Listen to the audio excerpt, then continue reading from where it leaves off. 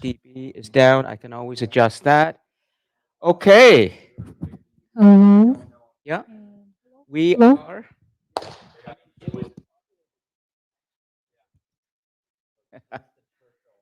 We're ready. We can have a class. Oh, let me just put that cord back here. You gonna sit there? Okay, you can sit there. Sure. Uh, Let me come and sit.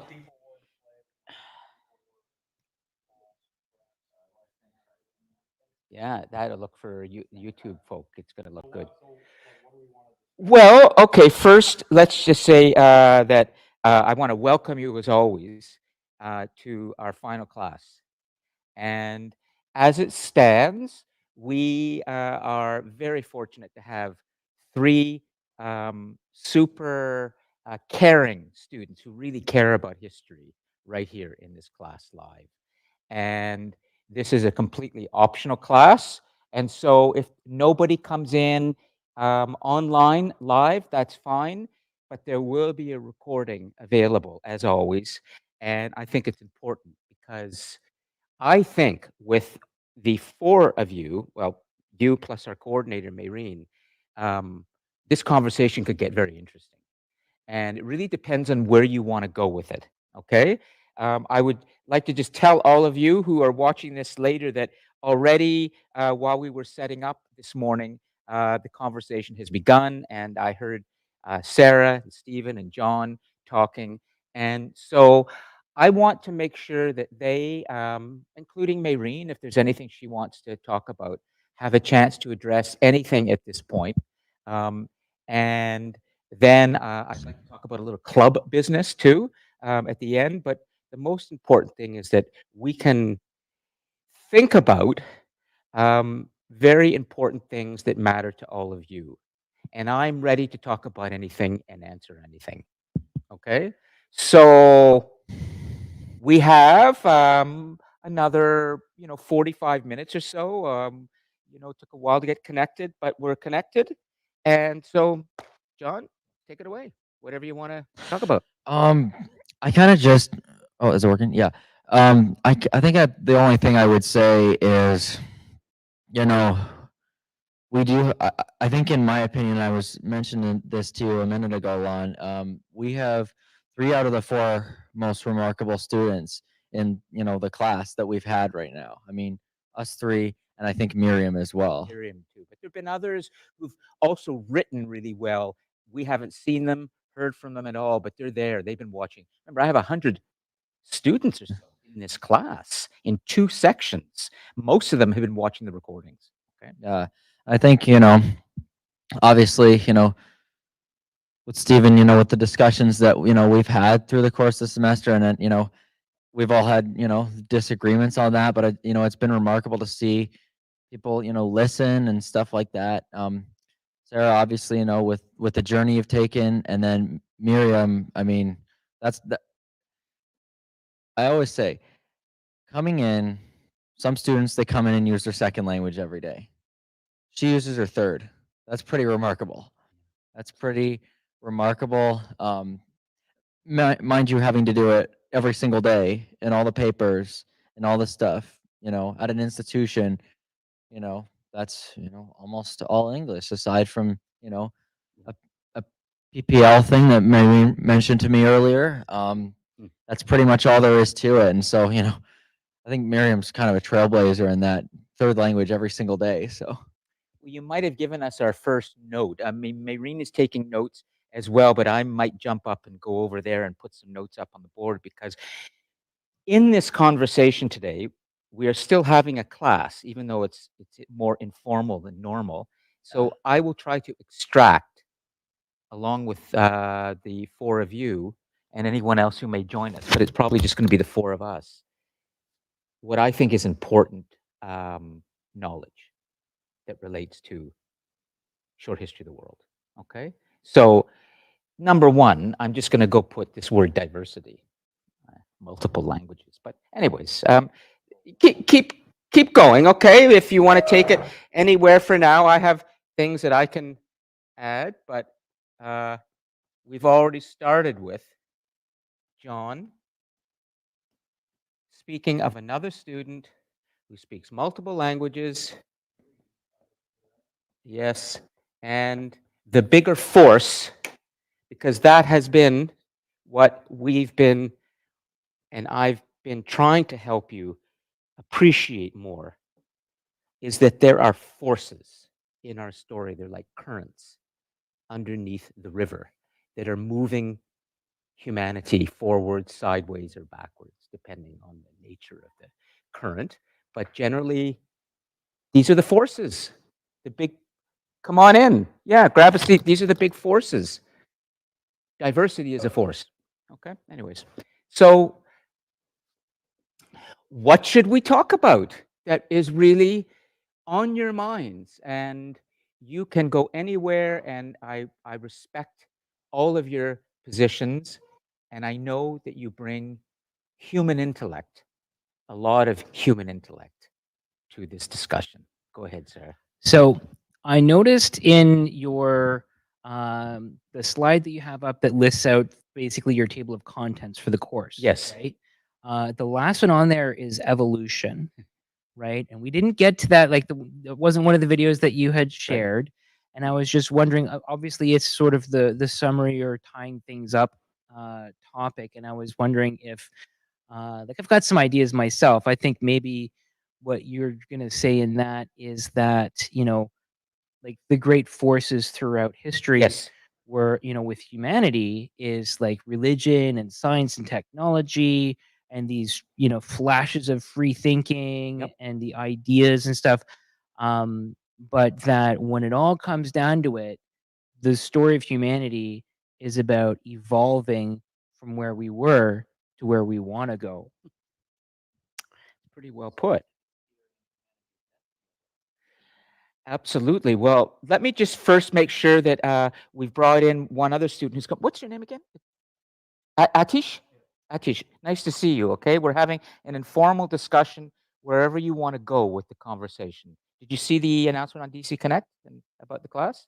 Okay, so and if there's anything you want to discuss, we can discuss it together.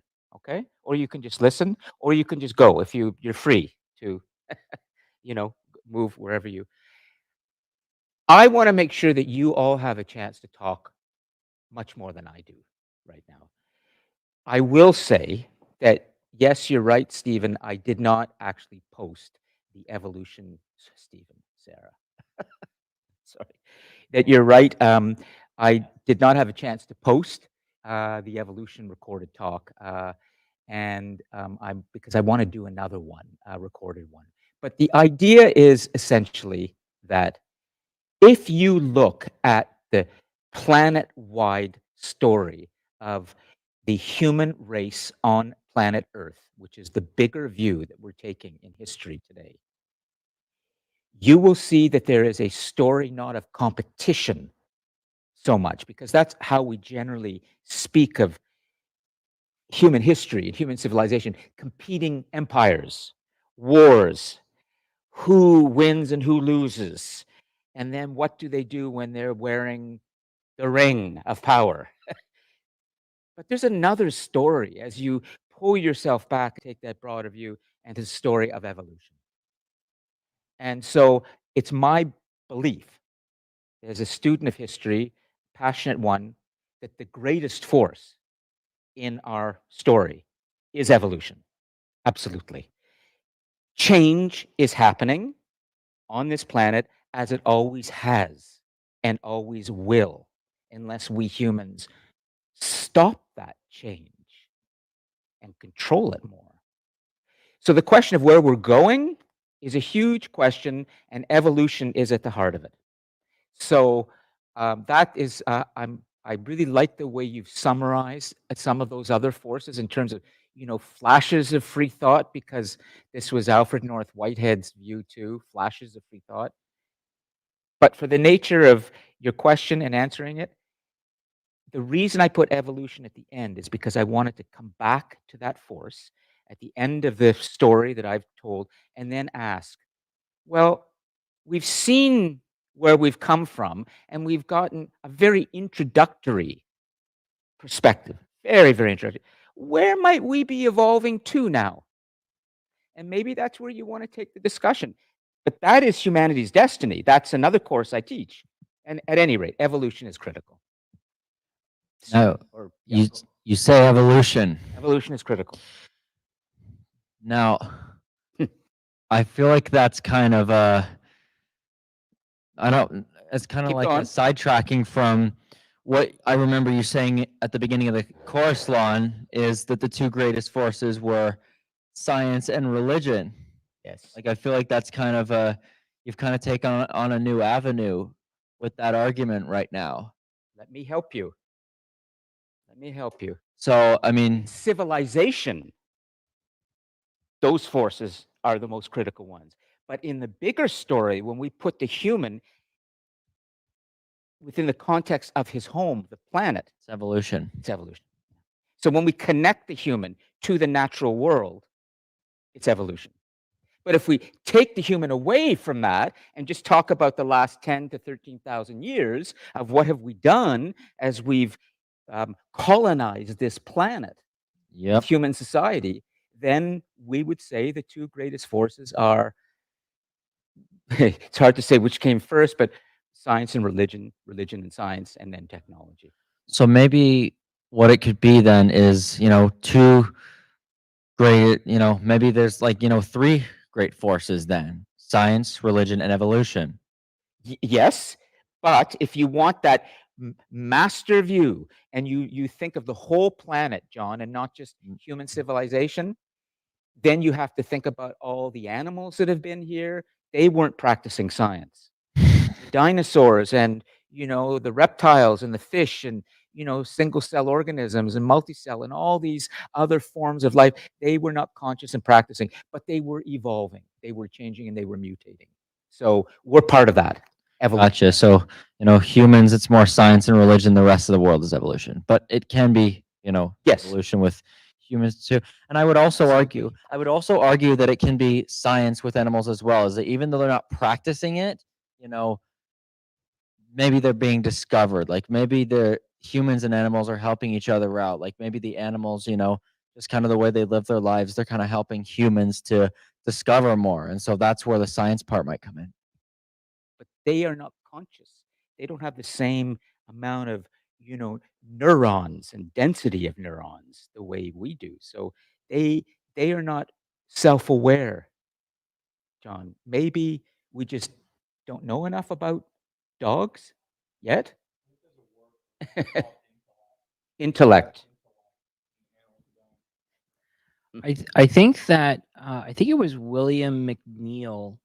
I got a few of the books that you referenced and was reading through them for my research.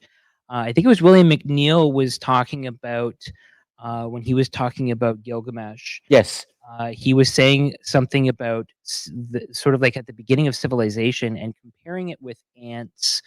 And I think there was another bees. Ants Yes. and bees. Yeah. And he was saying like they have very complex communications and they pick up social skills, but they don't have civilization. That's Alfred North Whitehead. Is that Very right? good. No, that's Okay. good. That That's they who it don't have was. That's right. That's right. They Yeah. don't.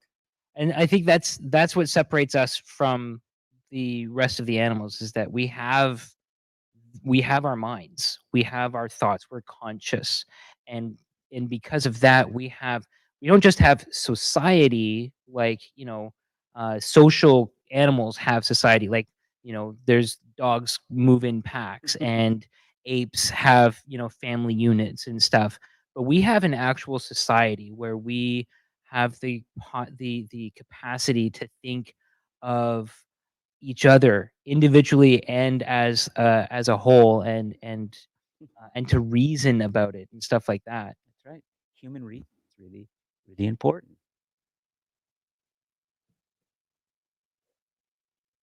You can take it anywhere. Well, maybe I can ask some questions of all of you. Okay. Why would you come on a Friday afternoon at the end of a semester when you have many things you could be celebrating right now, which is it's over. The semester is over, right? For all of you? Why are you sitting here and having a discussion about humanity. Oh, hold the mic, please, Stephen. We want to hear. Microphone. Yeah. Okay. Yeah. I think for me, that's better to do than to, have like a discussion about like science or religion or history or something. I'd rather have a productive conversation than to, I don't know, be in my room playing video games or something. Really? That's a revelation for me because sometimes I get afraid that maybe it's the other way, that a lot of people today prefer to be in front of their screens and not talking in person, looking at each other in 3 dimensions. I mean, what, am I wrong? Like you're not my age, Stephen, so you're a lot younger than I am. So, you're part of that generation that apparently is supposed to be, so connected to your technology that you don't really want to be in person much anymore. I guess I'm wrong. Well, my generation kind of has, we've kind of been given this like reputation by like boomers and like millennials that like we have like a 6-second attention span and like, we don't want to pay attention to everything. We're always on our phones. And that's true for like maybe 50%, I'd say, of my generation, but we're not all like that. And I don't think all of Generation Z is mediocre. I think like the word that I would use for people in their rooms all day, chronically online, is mediocre. That's like the epitome, I think, of mediocrity. And I mean, most people are comfortable in their mediocrity. They don't really want to go outside their comfort zone. And you've always been prepared through the whole semester to get out of your comfort zone because you've often said things that we've disagreed with, and you've always continued to come to the class and listen. So I guess that your brain, your mind, and the development of your mind is really, really important to you. Well, my mind is, I'd say it's like pretty well developed at this point, but what I'm really more interested in developing is my understanding of like generally like my understanding of science, my understanding of religion or history or any other subject. Yes. Are you really open to that as a person who is so faithful and whose religion is so important in your worldview? How do you square that circle with science? Is it a circle that needs to be squared, or is it a circle that can be circled? Can your perspective, which is so connected to the idea of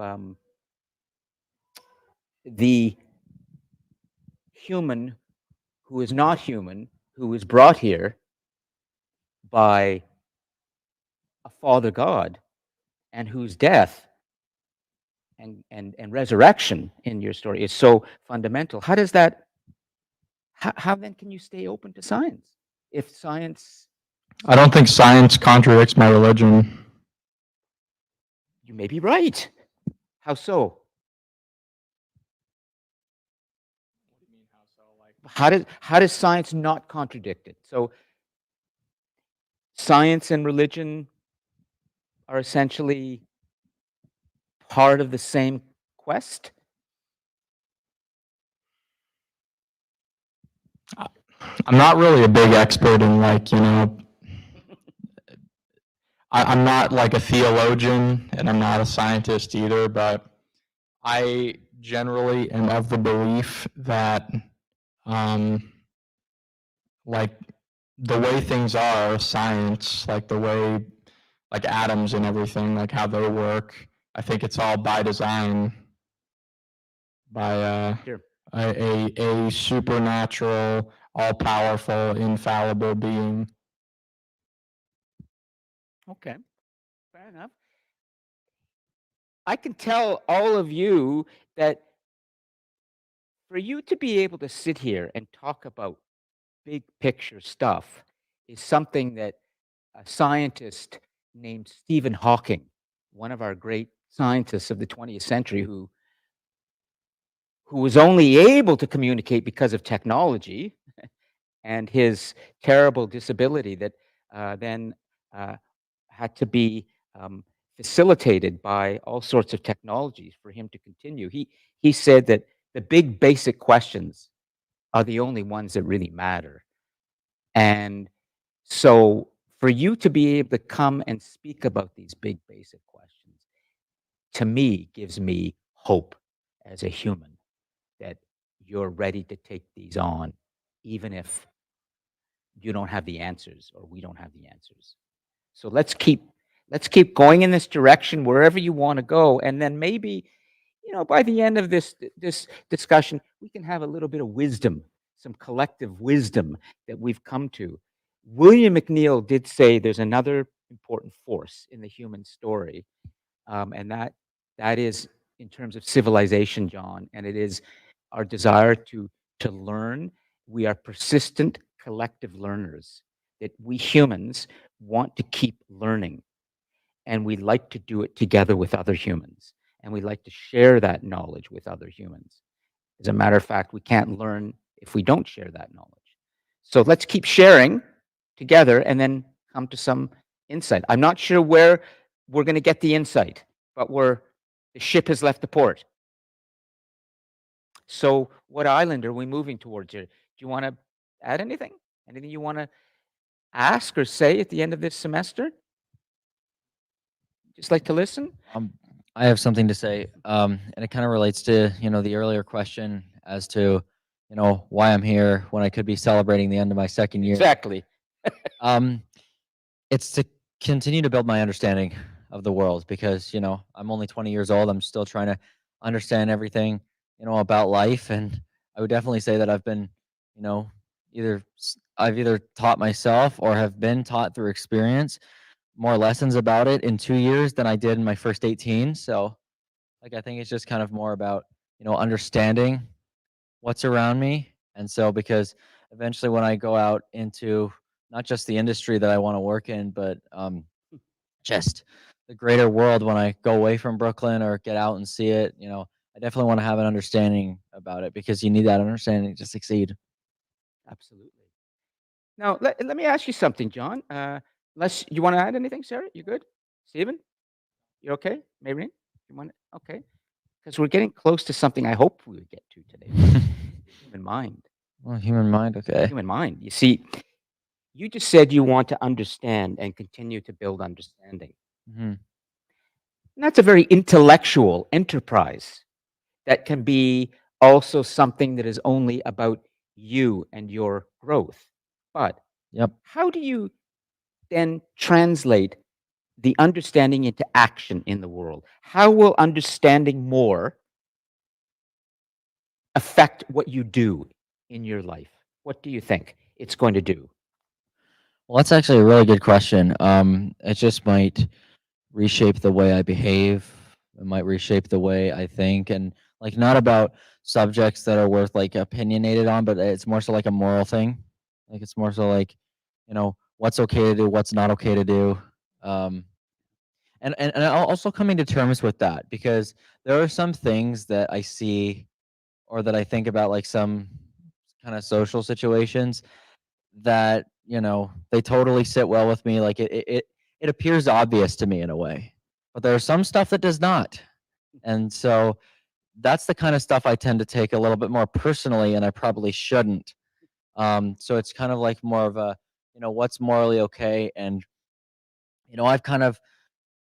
I've looked at the difference between existing versus living. And I watched a video a long time ago about this guy who did a rap song, and the ended with, "I know you feel like a human, but do you feel like a person?" So it's like, what do you want to I know Sarah's interested in that for sure. Um Good, good. no, it was definitely more like, what am I going to do in this world? Do I want to be remembered as a guy who lived and died and nothing else to it, or do I want to be, or even as a guy who existed and then died, or do I want to be remembered as a guy who lived and did things for the world. I'm not looking to move mountains. I'm just looking to, have the same, impact that, the average person would have, maybe a little bit more. I'm not looking to be the next big celebrity or anything like that, or the next big Stuff. philanthropist or philosopher or anything like that. But I that's almost just want to throw up a video here. Maybe I'll put it later, which I show in Humanity's Destiny for my class on legacy, and that's when Marshall legacy, Mathers, exactly. Eminem, And look at the sings out legacy legacy. Okay, but let's go over it. Sarah, is there something you wanna add? Because you're talking about something really, really critical, which is that when we talk about understanding, we're moving towards trying to figure out, well, how what's good and bad? Like, what am I supposed to be doing here as I'm alive for the 100 years or so I will be alive, assuming medicine. exactly. What am And I what's supposed to what's do? a good human being and a bad human being? And how am I to be happy? These are very, very basic questions that the Greeks and Romans and Muslims and Jews and Christians and Buddhists and Hindus and Sikhs and everyone asks. And so maybe understanding more will help you to understand more about what is good and bad and how you can be happier and what you can give to others around you. And how I give it to the fullest extent too, Nice. Nice. because You need to get that. not doing that uh, isn't acceptable to me. over there just so I can. But if you want to add anything, just grab a mic. How I can give to the fullest extent. John, you don't realize that the stuff that comes out of your 20-year-old mouth and brain that's pretty um, um, resonant and important, and you may even diminish yourself by talking about others being the ones who've contributed so much in the class. You're contributing it a lot, and your understanding is quite intuitive in the way that you think about things. It's quite interesting. Yeah, and I don't discount that at all, like my own contributions. It's just, maybe I'm not always the type of person who likes to, or even feels the need to openly acknowledge stuff like that. I won't go around and lie about myself in a negative light. I just, maybe I'm not the type of guy who, Hmm. you know, thinks that about myself as like a big contributor. And I mean, it's up to other people to wonder whether that might be contributing to, my dilemma of existing versus living, because obviously nobody would want to be remembered as My dilemma, existing versus living. My dilemma. See, I listen. I love to listen to the students and then extract. It's almost like I go fishing. I'm just sitting there, and you guys are, and I'm thinking, what can I pull out of there? Don't they realize what they're saying is so interesting? And let's figure that out. I think that's really interesting. But Stephen, do I see you want to say before Sarah? What do you think existing means, and what do you think living means? What do you think is the difference? well, basically I think the difference is like with existing, you're kind of, and I alluded to this a few weeks ago in class. Go on.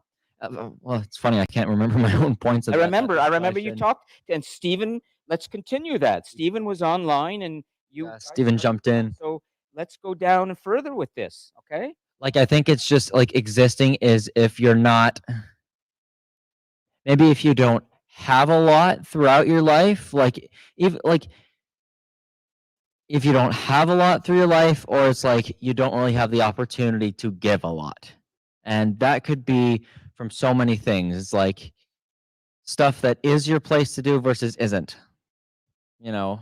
Whether it stuff that is your business or it's not. Or if you're in a set of circumstances where something that would normally be your business, your place, like your opportunity to do, isn't given to you. Like if other people take control, or if other people don't expose you to that perspective, that's just existing. Or if you don't have a big community around you. And I'm not saying that is due to location. It's just something like that. versus living is, you know, like putting yourself out there. And I'm probably speaking from bias here, but you know, living, putting yourself out there, giving back, having a lot, even if you don't have it a lot initially and you eventually work your way up to get a lot.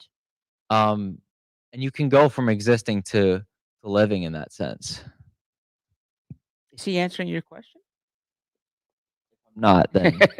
You So yeah, know, yeah. this- Basically, it's what you answered is basically what I said, like, or what I thought.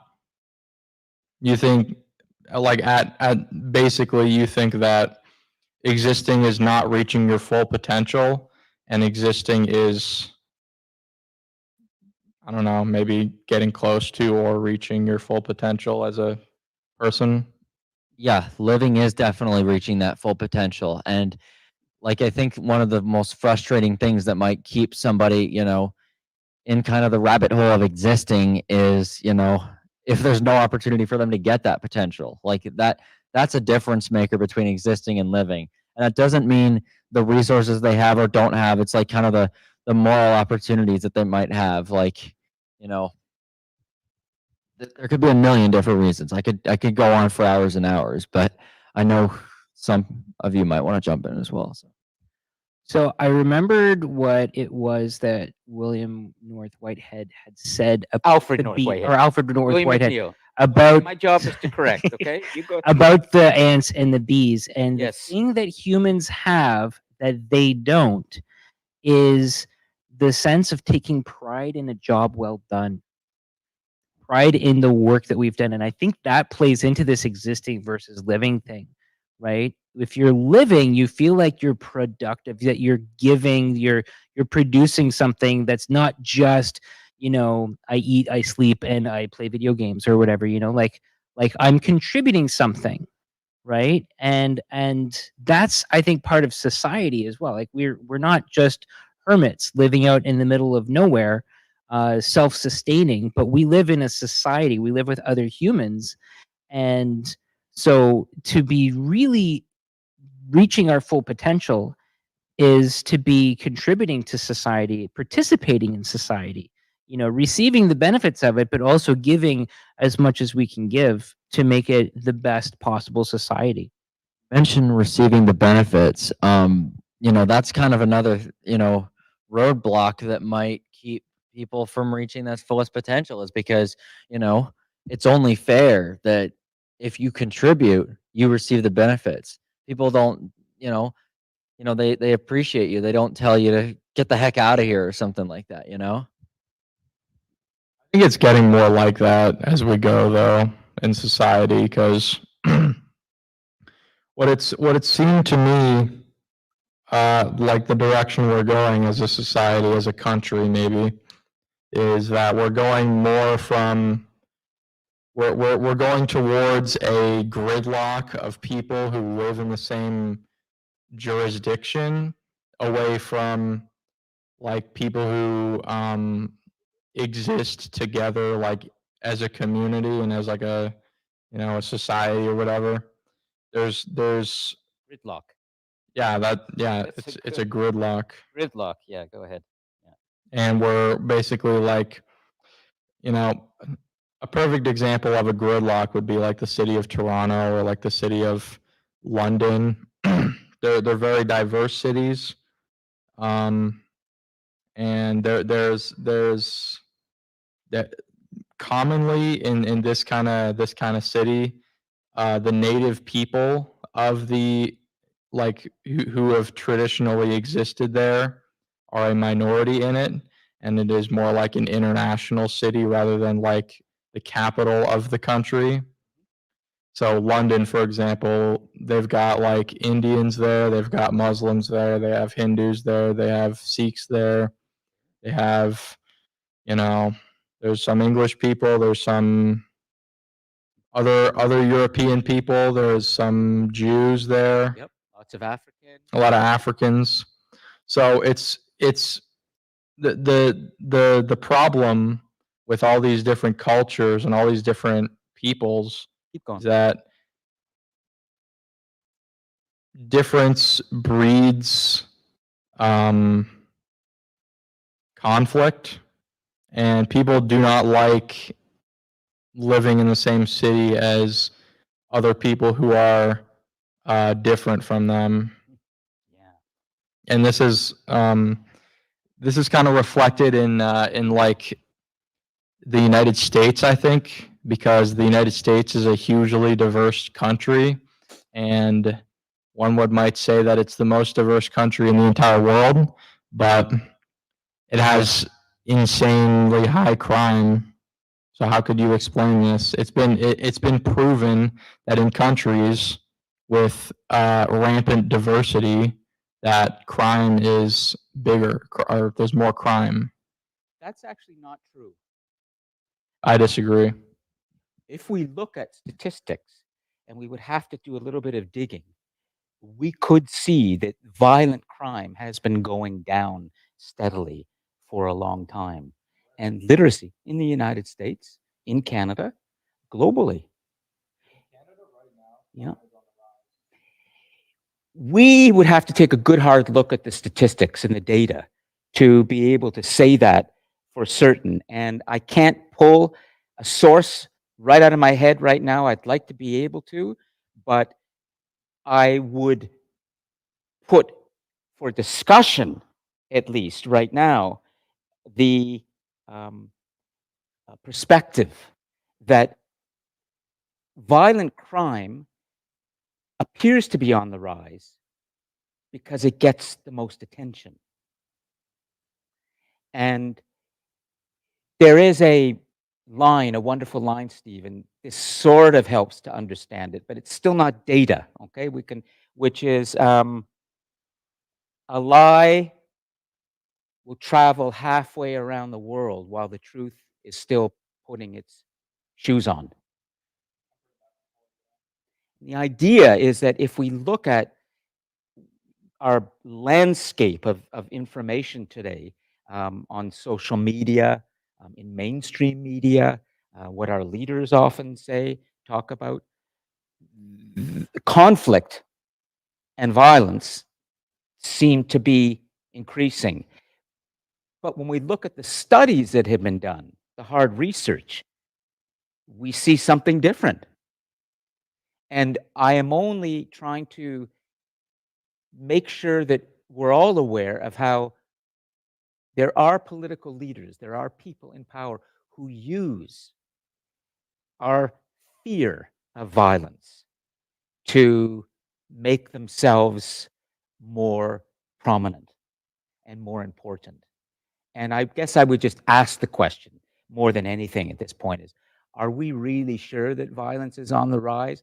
Do we really know for certain, based on data, that the more cultures that come together in one small place, the more gridlock that results and the more conflict and violence that results? I would say that we have to be very careful in answering that and make sure we have the best data. That's all. Well, from all the data that I've seen, I would say yes, absolutely.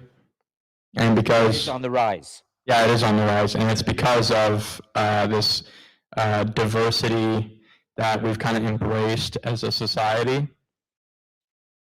I mean, like if you look at crime statistics in like countries like Sweden that have taken in a lot of like immigrants from like cultures that are nothing like Sweden, or like traditionally like what Sweden has been like for the past 1,000 years. Sweden's a Christian country. They're letting in Muslims. What are the Muslims doing? They're committing disproportionate amounts of sexual crimes. Yes. Okay. And my bigger point with this is that you say cultures come together. Cultures don't come together. You're acting like cultures can mix. Cultures don't mix. They clash. I think that's the distinction that we should be making, is that if we're living in a country with a distinct culture and there's mix, they clash. We're going to go down. We're going to explore this because it's great that you're bringing this up and we can talk about things that are really difficult because this is hard to talk about. Keep going, okay? Cultures don't mix, they clash. because Oh yeah, okay. go on. So the point of like the saying cultures don't mix, they clash, it's true. Like if you put a Christian and a Muslim together in the same room and force them to have a conversation about their beliefs are completely different when it comes to like, I don't know, like Jesus Christ or something else. Like, or Muslims, when they say like Sharia law should be instituted in every Muslim country, Sharia law is violent and it goes against everything that, you know, liberal Western societies stand for, you know, like the freedom of religion, that's completely thrown out the window in Sharia law. And you have tons of Muslims and other people coming to our countries, and they have these sort of beliefs that are directly contradictory of everything that we stand for. So, Okay, let me try something, okay, to help us with this, to help bring some illumination to this without turning this into a discussion about finding the best sources, because that could take us a while to dig together. But I'm going to suggest something, okay, just for the sake of making a point to help us understand this idea, Stephen, that, you know, cultures may clash more than they mix. I'd like to ask Mayreen to come sit here with us. Okay? Let's and we're going to do this live. Okay? Live, and we're not going to do this with data for the moment because there is so much disagreement right now, Stephen, in our societies, even around what is a fact. This is dangerous for the world when we can't even agree on basic facts anymore. But I'm going to suggest, for the sake of the discussion, that we first recognize what's happening right now, okay? I just want to point this out.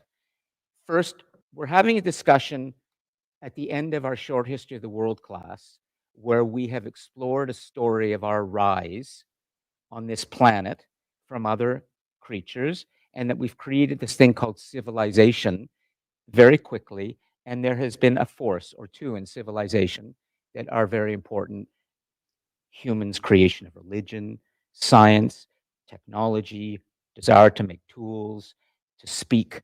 But then in this story, there have been world historians who've helped us to understand, particularly Alfred North Whitehead, William McNeill, Arnold Toynbee, Yuval Noah Harari today, David Christian, I could go on, who tell us that humans have been trying to become more free, but it hasn't been easy. Now, cut to now. Look at this live. Over here, brown face. Where are you from? Sri Lanka.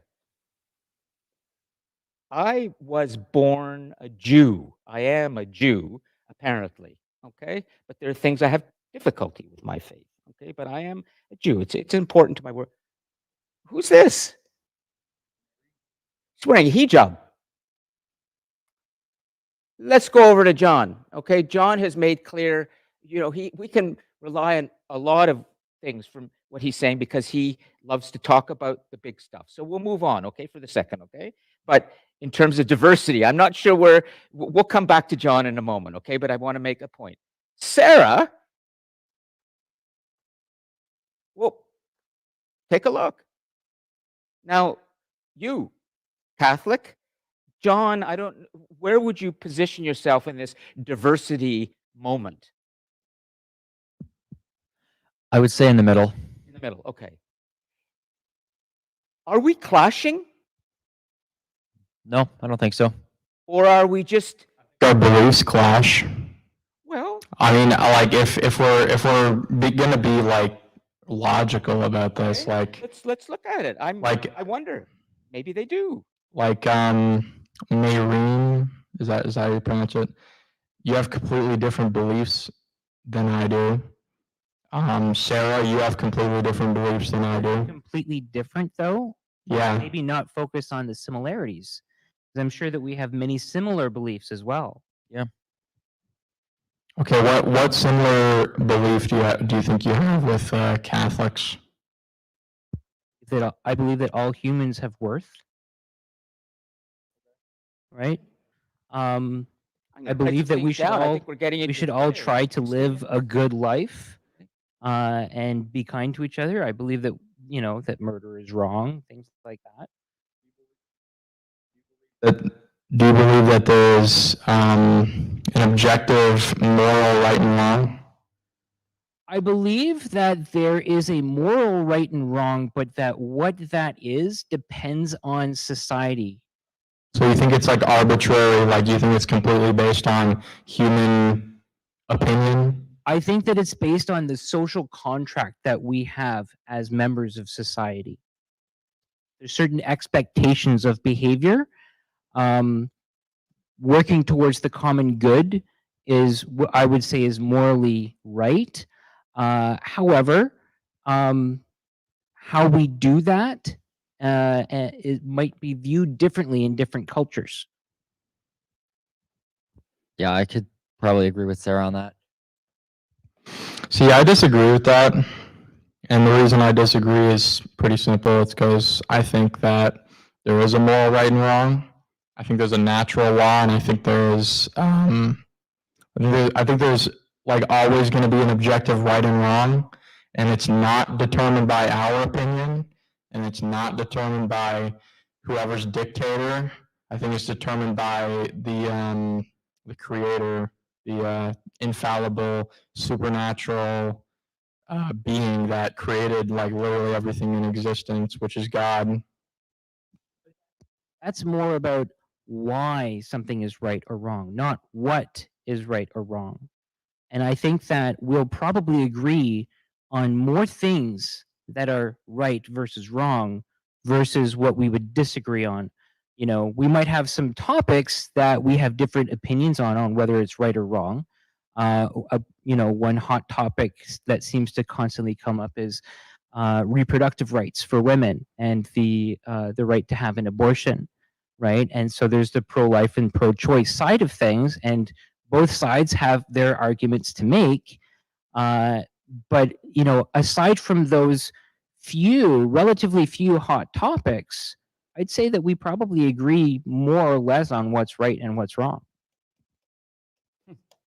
But what we disagree on, I think, are probably like they're probably the most important. I mean, you could say that like, you know, the moral objectivity, like the fact that murder is wrong and that we all think it, yeah, it's pretty important.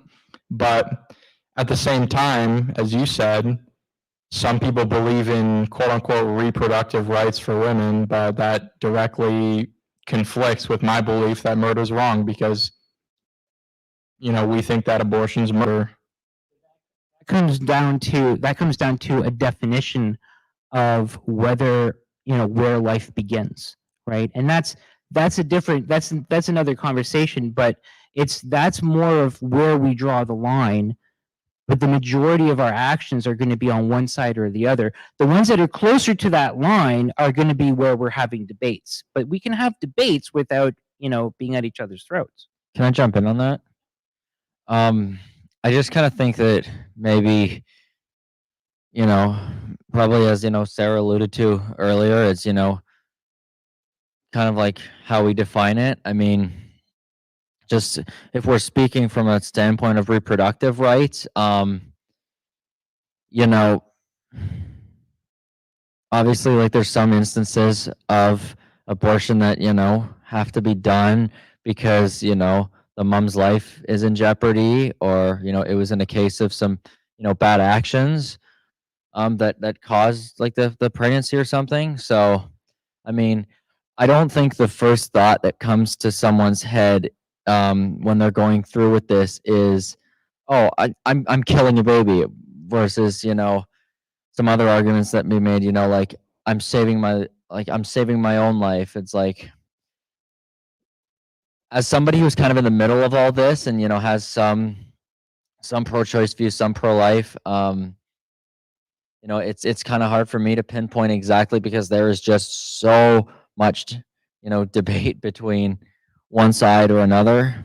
But It's a heavy topic. It's a There's heavy lot topic. of really big, important ideas that are involved with it.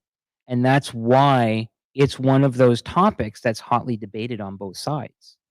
right, and you know, that's definitely an example where there's no objective right or wrong, and where, you know, there could be some validity in arguments made on other sides. Some of them could be baseless, but some of them, you know, could be valid. And one thing I really don't like, as someone who's in the middle of all of this, is when people that might be pro-choice, they go ahead and they put out this message on like their social networks, or just kind of like a vibe that they might give in their day-to-day life, that, you know, is just, they might be against, you know, the thought of somebody being pro-life entirely. It's like, without knowing like the in-depth stuff of like their arguments, without like listening into them, without, and I'm not saying that there are some, you know, bad arguments, like objectively bad arguments in there, but like, yeah, that's just kind of where I'm at right now as somebody who's kind of middle ground.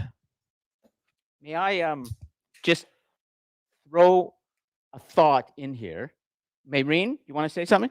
Yeah, let's hit Maureen, then I will throw a thought in. I want to commend, again, all of you for having this discussion. And let me just point something out. Are we clashing right now in the way that, you don't have to answer it. I just want to put it, and I will tell you one thing, and that every morning when I get on the subway in Toronto, early in the morning, I love coming onto the subway, sometimes with a pigeon, the mutant pigeon. I saw the pigeon this morning. I saw him yesterday. That blew her, actually, the pigeon. The same, I think it's the same pigeon, but nobody likes to talk much on the subway, and everybody is not in the best mood early in the morning. I love entering that subway, in part because it's so diverse, but also because I feel a bond that we are all humans together, moving on a subway through a tunnel, and we're all going to our different lives, but it's all quiet. And there's something holding us all together. I call that the human bond. And I think we're witnessing that right now. That in spite of the fact that we do have different perspectives, the Sri Lankan, the Jew, the Muslim, the man in the middle, the Catholic, and the human who was born male, in quotation, who really is female and has decided that's who I am. Well, look at this. Now, I'm only pointing that out. I think this is a subway moment. But let Maureen speak, and then Stephen, go ahead. All right? Well, from my personal experience, I've come on to Lon's previous classes as well. I don't really see myself as just one part of human, like in terms of religion, race, all of that, and in regards to, you know, cultures clashing, that question. I see myself, like I've told Lon, I see myself as a global citizen or a world citizen. My personal story is that my background, my parents are Indian. I was born and raised in the United Arab Emirates, which is a Muslim country. We're Muslim, and I've never lived in India. I've only gone there to visit, so I don't really, you know, relate to that part of the world as much. I relate more to being Arab, even though you're born there, you don't get the passport. So my passport's Indian as well. And growing up, I went to school in a Catholic, like convent school. So my school, yeah, St. Joseph's High School I didn't know or that. school. Yep. Keep going, keep So my like 10, 12 years of my life was all in that one school. So Catholic. We had, you know, nuns, and that was the administration and everything. So I was obviously very much exposed to that belief. But as a Muslim, like I didn't see it as something that, you know, differentiated us. It was more of, oh, like, oh, I have this in common as well. Like, you know, with that, for me, growing up, what was interesting was a lot of the prophets that we have in our Muslim, like Islamic religion, a lot of them have the biblical counterparts. So that was something that growing up was really interesting to me. And then, so I lived my life in the United Arab Emirates, which is very diverse as well. The local Arabs are less in population as opposed to the people that are foreign and that come in the country to work. But I think regardless of how many different nationalities there are there's British, African, Indian, Pakistani, Bangladesh, all of that, we still Biggest live. airport in the world. You know what it is? It's got a lot of water in it right now. There's a big flood. Dubai. Yep. UAE. Her country, where she was born, UAE, has the largest airport in the world. Yep. The Dubai International Airport. International. Anyway, go. So so I've always seen, as you know, like cultures like bring us together. And as someone I was talking to John earlier about it. I'm someone who really likes learning languages. Even though English is my first language, it's lingua franca. But I feel, as opposed to someone that I talk to whose first language is not English, I should make the effort from my side to be able to, you know, make them feel comfortable instead of them struggling to, you know, communicate with me in English. Why don't I, you know, put myself in their shoes and try to learn Korean, Japanese, French, English, and like my parents' first language, Hindi, and try to make them feel more comfortable and, you know, try to get their story and, you know, try to learn about their culture. When I was learning Korean, obviously learning what their culture is like is big to kind of understand how their language works. I found a lot of similarities between Korean culture and Indian culture because we're like Asians, right? So I just, growing up, it's always been like what connects us, what, you know, what similarities are, and that kind of brings us together as opposed to, you know, taking us away from each other. I believe that even though we have differences, if we respect each other's differences and, you know, kind of celebrate those differences, because at the end of the day, even if we don't have religion, we don't have cultures, even as people, as human beings, as the human body, if you're talking science, we all have different facial features, different skin colors, and that itself will differentiate us, and our personality differentiates us regardless of religion and race and all of that.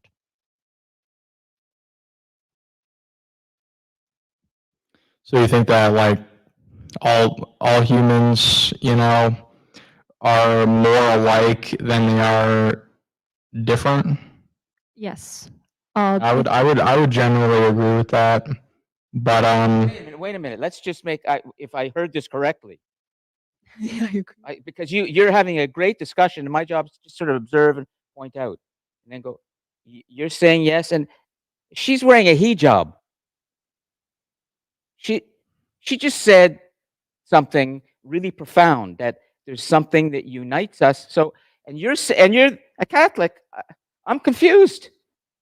I'm totally confused. I have to change some batteries. So go ahead, okay? The way I look at it is that at the end of the day, when we all die and we're either buried, cremated, I mean, cremation's different, but if we're buried in the ground, when when there's an excavation years later and they find our graves, or, you know, they won't see like skin color or anything. It's just a skeleton. They'll be, you know, just, that's at the end of the day what we all are, just bones. they analyze your DNA, then, you know, they can look at your bones and they could take a sample from it and they can determine what part of the world you're from.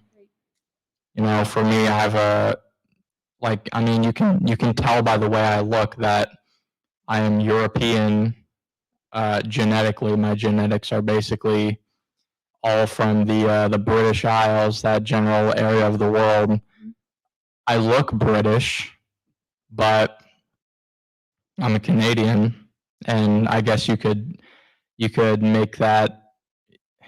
I mean, I guess if we're talking about identity, that is kind of Yeah. the nation's identity. That's kind of where we came from. But you know, if I get buried next to somebody who's a different race, different skin color, different everything, religion, whatever, you can tell all that stuff. Not religion, because it's not based on genetics, but anything based on genetics, you can differentiate it if you have a DNA sample. And I think it comes down to us as humans having the intellect that you mentioned before, where if we do all of the sampling and the differentiation, as opposed to finding out like an animal and the same species, but then trying to do that, I think we wouldn't do it in the same perspective of differentiating between the animal like remains that we have.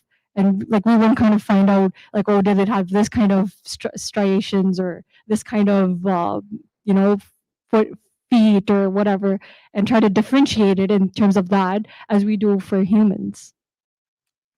Can I just say something again, just to be, throw a match in the fire here? But I have to say these things as a touch. Are we just being nice, Stephen and Sarah and John? Well, And I would, do you think we're just being nice and saying something that we think we're supposed to say, or is it maybe something else going on here? well, I think that's kind of what we're doing. Okay, good. We're being nice to each other, but this is not something that happens very often in like, I don't know, I'd say like all of human history. Basically, people of different cultures and religions and ethnic backgrounds in the same room, just like talking. The reason why we're sitting here and we're talking instead of like, a Muslim guy and then like a Jewish guy on a battlefield shooting at each other is because, Her. huh? Am I not supposed to be shooting at her right now? I mean, I'm confused. The way I mean, war in the Middle East, and then hold on a second, and then all this gender stuff. Enough with this gender stuff. I can't. So confused. Do I have to use another pronoun as a anyway?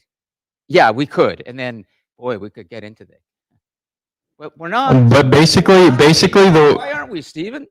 well, I'm going to explain that. Basically, the reason why there's no conflict right now is because we're all open-minded, and we're all willing to listen to each other, and like in the circumstance that two countries of a different religion, ethnic background, whatever, are at war, they're not willing to listen to the other side. Bibi Netanyahu does not want to listen to the leader of Hamas, and the leader of Hamas doesn't want to listen to, the Israeli society or whatever. Wipe each other out. They want to. These two sides, the certain Israeli side and a certain Muslim side, have made it very clear there's only room for one in the world.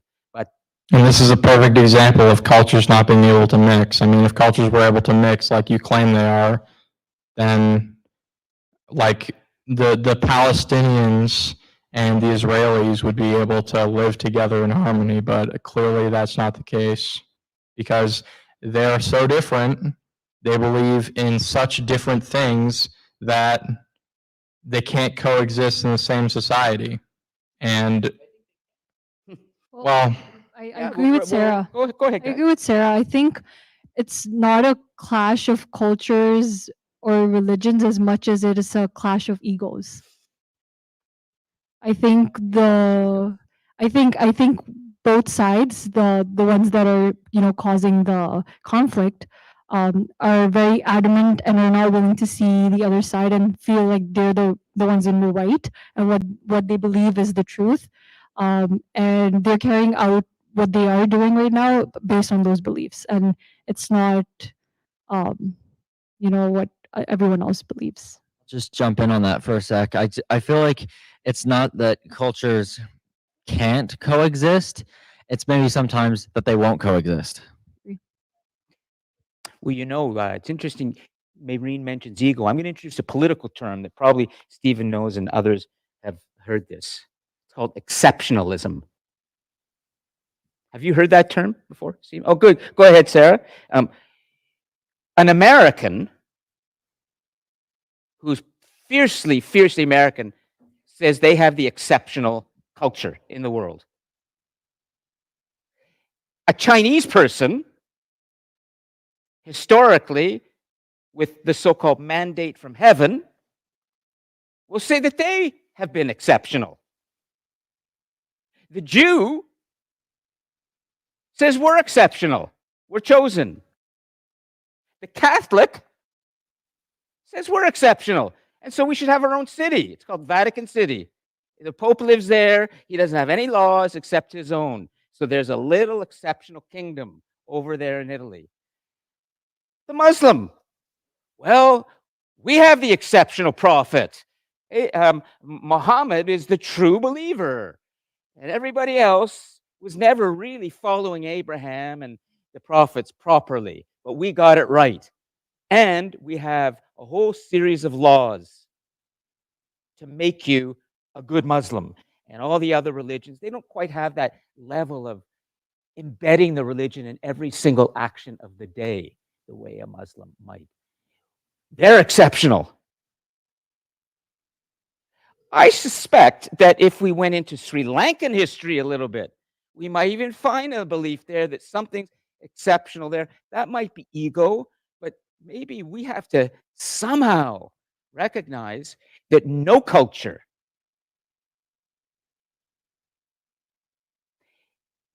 based on our understanding of the human story, no culture we have learned, given all of the death and suffering and cruelty that has been in the human story as a result of cultures clashing, believing one was exceptional and one was not. One was truly human, one was not. One had the right God, one did not. Maybe we, Stephen, are starting to enter into something else, which is a recognition that there is no exceptional culture. Now what do we do? Now what do we do? I think the way you said, like, the Vatican thinks they're the exception, and the way, like, the Jews think that they're the exception, I think that there's sort of a different kind of mentality behind that word. Like, what exactly do you mean by exception? Do you think Exceptional. You have to go?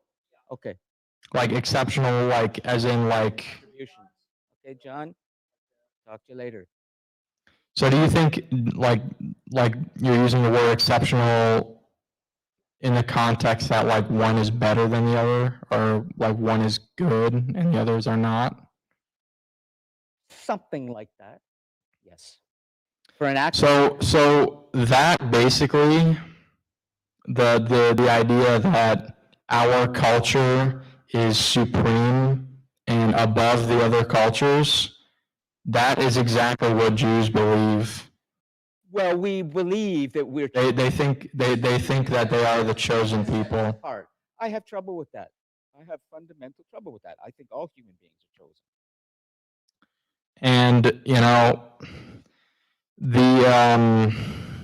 the Catholics just don't like, well, when it comes to a particular group of people,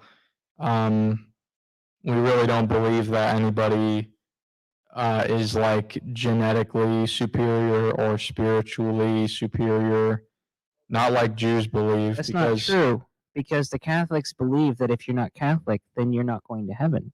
So there is that belief. But anybody can superiority. become a Catholic. Nobody can't become a Catholic. But it's the A culture. Jew can become a Catholic, but a Gentile cannot become a Jew. Absolutely. I almost converted to Happens all the Judaism. time. People convert to Judaism. I almost It's an converted to ethno-religion. like 10 You can be born a Jew, and you can be a quote unquote secular Jew. You can be genetically Jewish, but you can't be genetically Catholic, and you can't be genetically a Christian. It's about your soul, where your soul is at, not. We could have a discussion about genetic science. That's it. That I think we should do on Discord. This is a great discussion. Okay, launched here. Okay, because I see where you're going. But let Sarah finish, please. I just think that you might be, particularly with Judaism, because it is both a genetic heritage as well as a religion, and those are actually two separate things. So you can be genetically Jewish in that your ancestors were Jewish, but that's not the same thing as being of the Jewish religion and being a Jew. And that is a religion that anyone can convert to. Well, yeah, you can like convert, like quote unquote, convert to the Jewish religion or whatever you think, but like Jews, they like it is like legitimately an ethno religion. They don't accept people who are outsiders. They don't. That's absolutely not true. It is true. It is. Have What- you read the I'm guessing you haven't, obviously, but have you read the Talmud? I have, You have? not the whole thing, Not the whole thing? No. but I was this close to converting to Judaism. I was living in a Orthodox Jewish community in Thornhill for about 2 years. I was going to synagogue. This was before I came out to myself as trans. And so I was going to synagogue. I was sitting with the men. I was eating kosher. And I was doing this for a year before I even approached my rabbi about starting the process to convert. Right. And I was accepted wholeheartedly by everyone there. They didn't even know I wasn't Jewish. What are you? Oh, you're listening. Okay. Okay. Wait. By the way, the class is over, but I think we should finish this part for wherever you want to. Yeah, we can finish this part right now, but I just want to I just want to mention that there is actually a legitimate, like Jews actually believe that there's a legitimate difference in genetics between the Gentiles and like a Jew. There's a lot of there's a lot of like things it says in your holy books, and I'm looking at some of it right now, and it says murdering goyim is like killing a wild animal, and the verse is a Sanhedrin 59a. Okay, and it says even the best of the Gentiles should be killed. That is Aboda Zara 26b. To communicate. Stephen, can I stop for a sec? Just to stop. Only because if we have a discussion about sources right now, it's going to be difficult because I could challenge the source. You could challenge my source. I only want to stick with what's visible and who we are right here and what we know and what we can do together to understand. I do want to point out that we both know that Jesus was a Jew, but such was the religion, and such has been the religion. Well, there's a difference. There's a difference between. But let me just finish. Such is the religion that if you go into a synagogue today, you will see a lot of debate. And during Passover, for example, which is coming up, the important story of Jewish history, there's so much debate around the dinner table and questions. And we Jews believe greatly in constant questioning and debate. And Socratic method. and there's a certain amount of that. So try to remember that not all Jews think the same way. Not all Catholics think the same way. Not all Muslims think the same way. In fact, if you take the Christian faith, you can break it down into how many denominations. Judaism has also different factions, and so does Islam. Look at the incredible, fierce, long-standing conflict between the Shia and the Shiite in the Islamic world. Saudi Arabia is largely I think I get Sunni. Oh, Sunni, and then there's Shia. So we too, Stephen, we too have our disagreements, our divisions. And as a Jew, listening to what you've just read, I can disagree with exactly what you just read and say, I don't support that, and still say, I'm a Jew. But So- the thing is, you're saying like denominations, people disagree. I don't dispute that. I don't think that there's no Jews who don't, who don't believe in the religion, but religious Jews, they all have the same central belief. They think Jesus was just like a, Messiah, or not the Messiah, I should say. yeah, they Not the think, Messiah, definitely not. yeah, they think Jesus was like a rebel and a blasphemer, and they think that Jesus is in hell right now. And they don't have actually these, believe in hell. I don't, fundamentally, I really don't know what Jews believe in, but the important stuff is that, well, the important stuff to me is that they view Gentiles as spiritually inferior, which is alarming because, like, But be careful when you say they, because you're looking right now at a Jew. I'm talking about religious Jews. I would, as Yeah, go ahead. as Sarah. someone who went to a Orthodox Jewish synagogue for a full year, and was living in the community, going to celebrations with them, celebrating Shabbat dinner every weekend, and that is absolutely not the general. How would you know? Because I was in there, I was in it. That was I don't- that was my community. And that But you- wasn't at but- all the but here's the thing, general though. feeling. They didn't feel that Gentiles or non-Jewish people were inferior. They just believed that there's a different set of rules for the Gentiles, and than That- there are for the Jews, and that's something That- that's more theological. That's the common Jewish rebuttal that I hear all the time It's from because that's what they actually believe.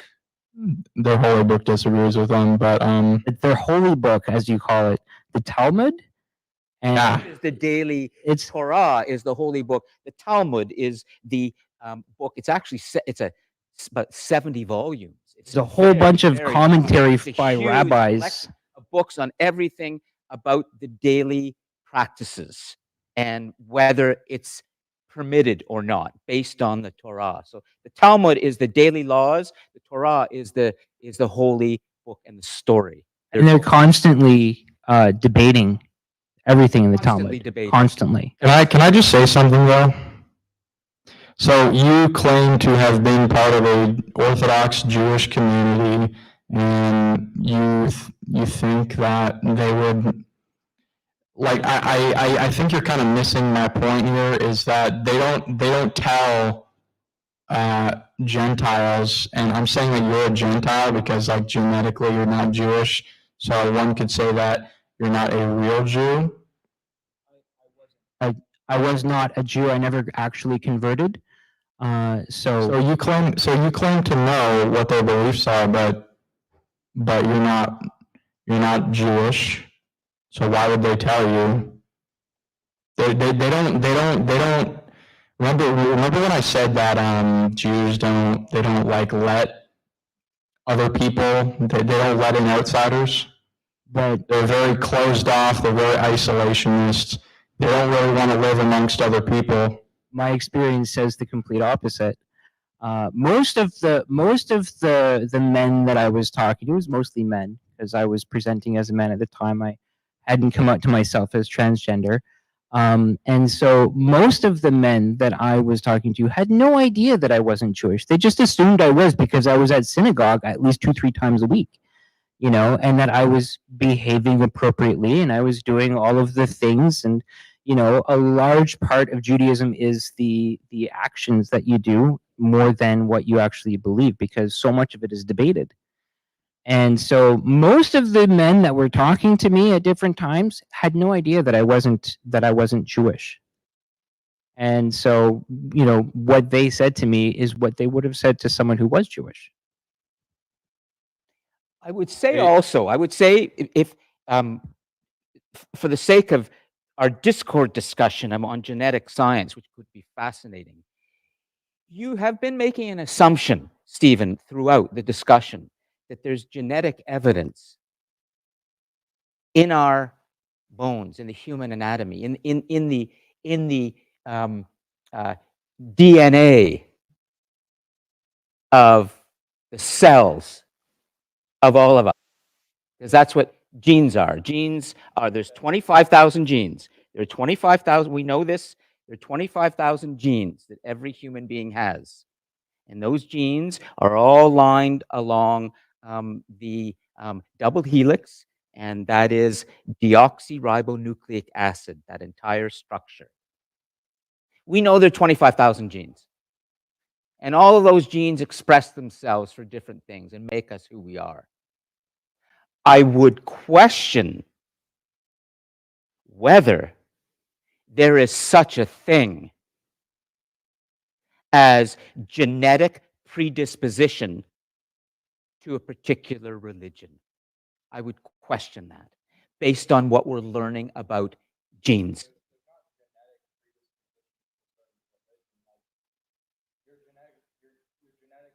Take the microphone, okay? Make sure we want to hear you, okay? Okay, all right. Well, finish your thought and then we'll continue, okay?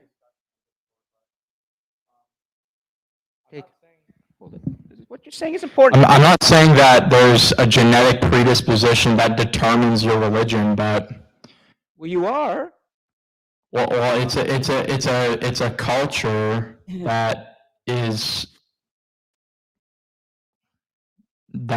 of a specific people, a race, an ethnicity, and the Jews are a group of people with a culture, and their ethnicity is part of that.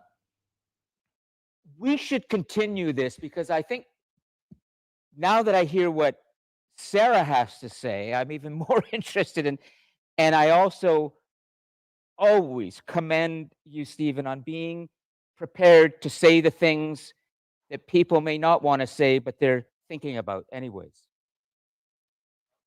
Are you leaving? Or okay, well then we will continue, okay? We will continue. I want to say, Stephen, thank you so much for all of your contributions to class this semester. It has been absolutely invaluable. I try to listen to and learn from all different viewpoints, even if they're ones that I disagree with. And so I love the fact that you bring forward the, sometimes the unpopular belief, right? And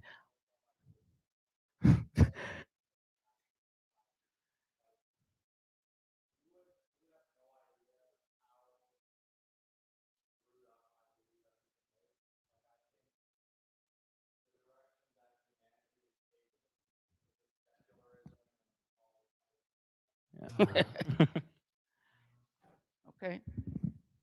You would not believe like how backwards I think everything is with this like secularism that I think humanity has kind of embraced in the last 100 years.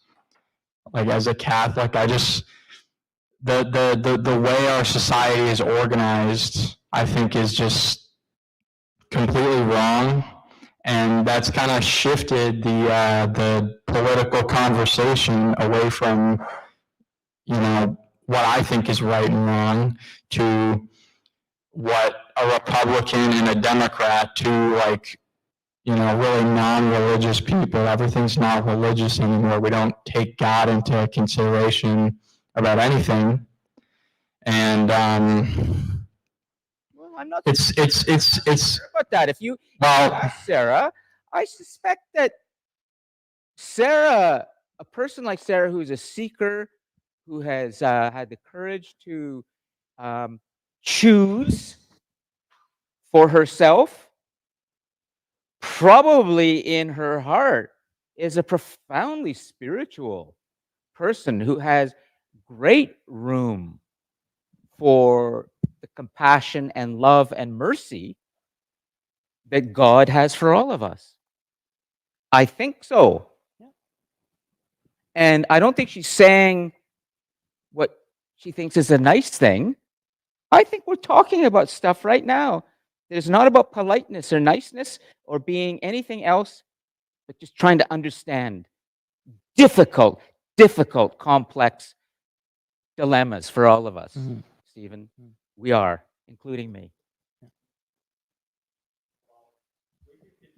Okay? Yeah, cool. We will. Yeah. We will. Okay. Thanks. I'll see you around. Yeah. I'm going to stop the live stream. Whoever watches this is a resource. This is real education. Talk to you later. Okay, I'm